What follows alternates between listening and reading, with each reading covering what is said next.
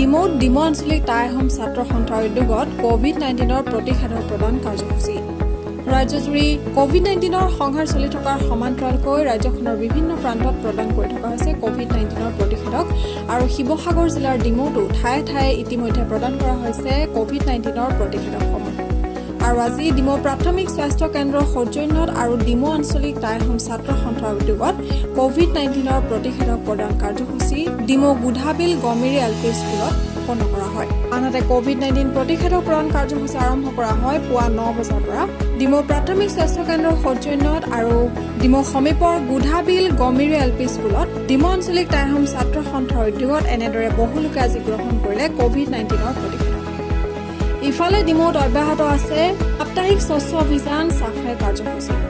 আজি ডিমৌৰ জনতা যুৱ মৰ্চা ডিমৌ নগৰ মণ্ডলৰ বিষয়ববীয়াসকলে চতুৰ্থ বাৰৰ বাবে অব্যাহত ৰাখিলে সাপ্তাহিক স্বচ্ছ অভিযান চাফাই কাৰ্যসূচী।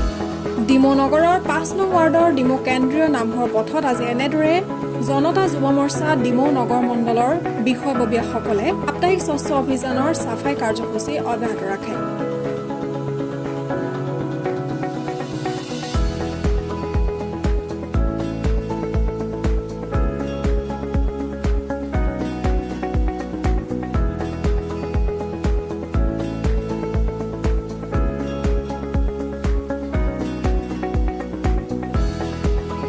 News Desk report Demo News 24/7